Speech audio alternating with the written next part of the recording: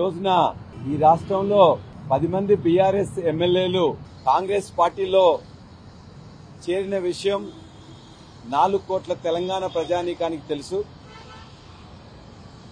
అందులో 8 మంది స్పీకర్ గారి దగ్గర మేమిచ్చిన అఫిడవిట్ కి సుప్రీంకోర్టు డెసిషన్ తర్వాత మేమిచ్చిన అఫిడవిట్ కి వాళ్ళు రిప్లై అఫిడవిట్ ఇవ్వడం, మమ్మలను మొదటి దశలో విచారణకు పిలవడం జరిగింది.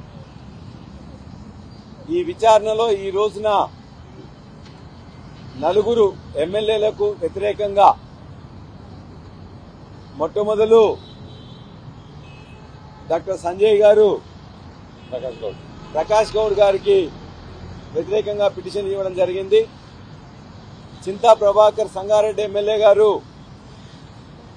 2 ఎమ్మెల్యేలు, ఒకటి మహిపాల్ రెడ్డి, రెండోది కాళ యాదవ్ గారికి ఇవ్వడం జరిగింది. 4వది నేను బండ్ల కృష్ణమోహన్ రెడ్డికి వ్యతిరేకంగా పిటిషన్ ఇవ్వడం జరిగింది. చట్ట ప్రకారం టీఆర్ఎస్ పార్టీ తరఫున అదేవిధంగా అసెంబ్లీ రూల్స్ ప్రకారం మేమిచ్చిన పిటిషన్లను స్పీకర్ గారు అనుమతించాల్సి వచ్చింది. గత 20 సంవత్సరాల్లో చేయని విధంగా ఇవాళ సుప్రీంకోర్టు ఇన్వాల్వ్మెంట్ తో ఇవాళ స్పీకర్ గారు ఆఫీస్ కూడా ఇవాళ ఈ నిర్ణయం తీసుకొని ఈ యొక్క విచారణను చేయడం జరుగుతున్నది. మేము ఇప్పటికి కూడా ఆశాభావంతో ఉన్నాం. ఆ ఎమ్మెల్యేల తరఫున వాళ్ళు ఇవాళ వచ్చిన అడ్వకేట్లు తిమ్మిని బమ్మి చేసే విధంగా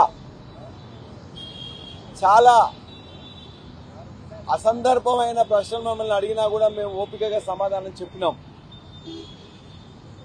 మేము చూపించిన వాస్తవాల ఆధారంగా, ప్రెస్ స్టేట్మెంట్స్ ఆధారంగా, ఇవాళ ఇక్కడ ఉన్న మీడియా యొక్క క్లిప్స్ ఆధారంగా,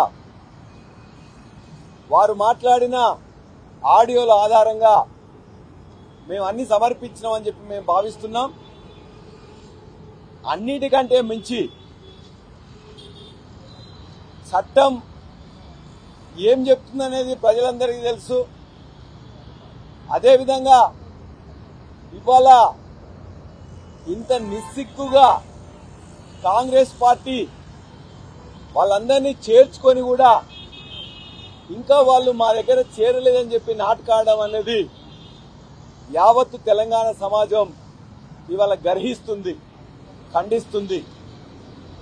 వాళ్ళని ఎన్నుకున్న ప్రజలు కూడా మా ఎమ్మెల్యే ఇన్ని అబద్దాలు ఆడతాడా, ఇంత దుర్మార్గంగా ప్రవర్తిస్తారా అని చెప్పేసి కూడా భావిస్తున్నారు.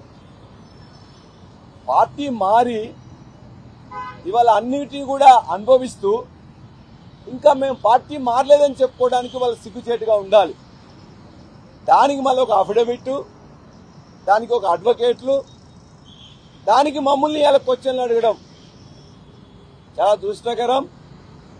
అయినా చట్ట ప్రకారం వాళ్ళు అడిగిన ఆ అడ్వకేట్లు సంబంధం లేని ప్రశ్నల్ని అడిగిన వాటిని అడుగుతూ మమ్మల్ని ఇబ్బంది పెట్టాలని ప్రయత్నం చేస్తే మేము ముక్కు సూటిగా చెప్పినాం.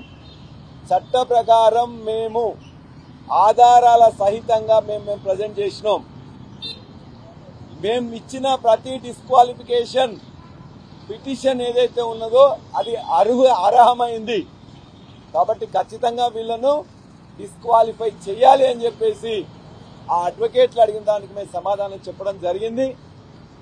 మిగతా వివరాలు ఏమైనా ఉన్నట్లయితే మరలా మాకు సంబంధించిన అడ్వకేట్లు కూడా ఆ ఎమ్మెల్యేలను మరలా విచారించాల్సిన అవసరం ఉంటుంది. కాబట్టి చివరిగా ఒకటే మాట చెప్పినాం.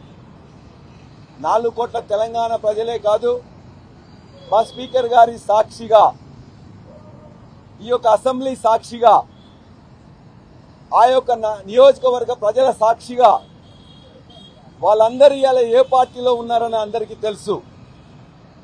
మనస వాచ కర్మన వాళ్ళు ఇలా కాంగ్రెస్ పార్టీలో చేరింది వాస్తవం. అయినా మేము చేరలేదని చెప్పడం అనేది సిగ్గుపడాలి.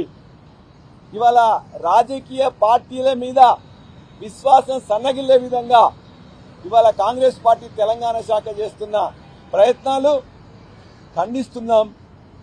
కాబట్టి ఖచ్చితంగా ఈ విచారణ తర్వాతైనా ఖచ్చితంగా స్పీకర్ గారు వీటన్నిటినీ బేరీజు వేసుకొని వారి యొక్క నిర్ణయం ఉంటుందని చెప్పేసి భావిస్తున్నాం.